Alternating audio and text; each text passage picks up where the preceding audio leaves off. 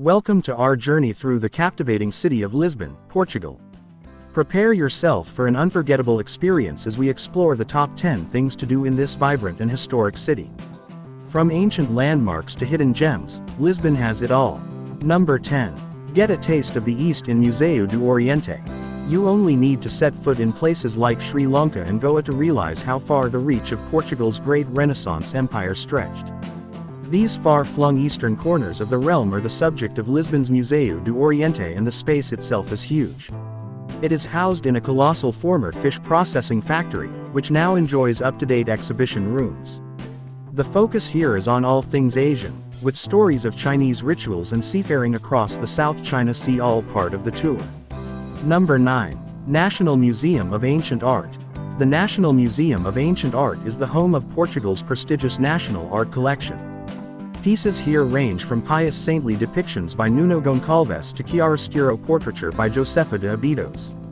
Most of the canvases date from between the 16th and 19th centuries, and came into public ownership following the liberal wars that rocked the country in the early modern age.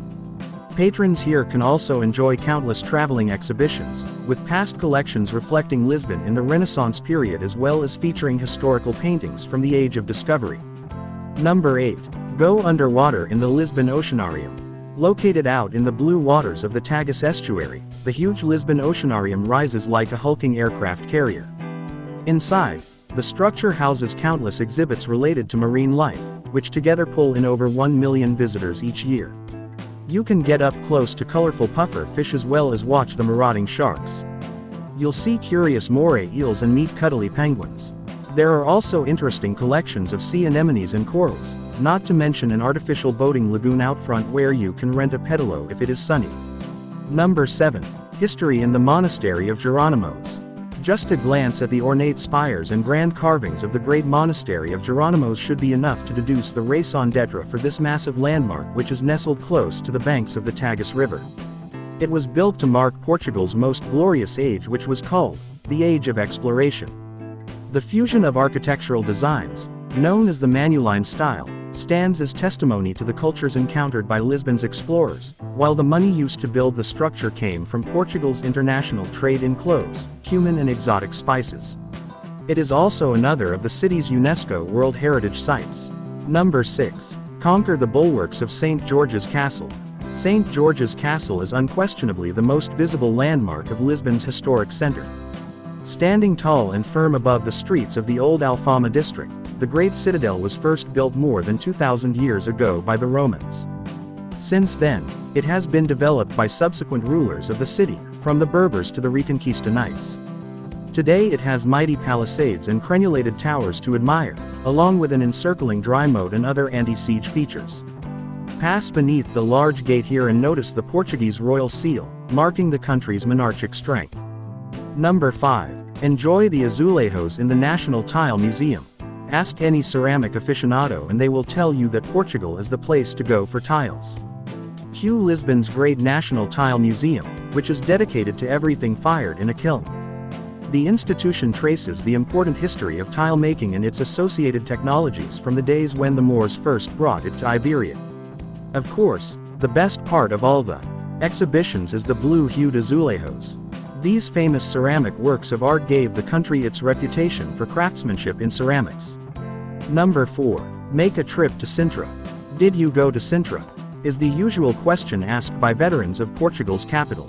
Despite being a totally different city and situated more than half an hour away from Lisbon by car, the glorious town of Sintra remains one of the major attractions here. Day trips are common, while others will want to spend a couple of days exploring this UNESCO World Heritage Site. It sits high up amidst the mythical mountains of the moon, displaying elegant Baroque churches, colorful mansions and the grand palaces of former Portuguese kings and queens. Number 3. Get lost in the Alfama district. The compact little Alfama district is Lisbon's answer to the old town centers of Europe's other ancient capitals. Like the Forum of Rome, it's hailed as the oldest part of the city, although this one dates back to the Moors of Africa instead of the kings of Latium. Delving into the warren of winding streets and alleys that forms the district is one of the top activities for visitors to Portugal's capital. As you stroll, great cathedrals like the Lisbon Cathedral and tile-fronted chapels reveal themselves on the corners. Number 2. Ride Tram 28. Like San Francisco in the United States, Lisbon is a city famed for its historic, rattling tram lines. None are more iconic than Tram 28, which has been working its way up the steep, cobbled roads and into the old Alfama district for decades. The journey starts below the palm-spotted hills of Graca, and weaves toward the hair-pin alleys of Escolas Gerais, before pulling up to a halt beneath the gorgeous domes of the Estrela Basilica. The people-watching opportunities from the windows are second to none, and you're bound to discover decades of history as you pass the various majestic palaces and castles along the route. Number 1. Wonder at the Torre de Bom. If there is just one landmark you visit when touring through the Portuguese capital, make it this one. Soaring high above the seafront of the Lisbon Keys, this great tower displays a veritable fusion of architectural styles from the Mudéjar to the Moorish, the Gothic to the Romanesque. It has stood watch over the mouth of the Tagus River since its construction under the patronage of Saint John back in the 16th century. Remember to like, subscribe, and share this video with your fellow travel enthusiasts. Drop a comment below and let us know if you've been to Lisbon before or if you have any other cities you'd like us to explore next.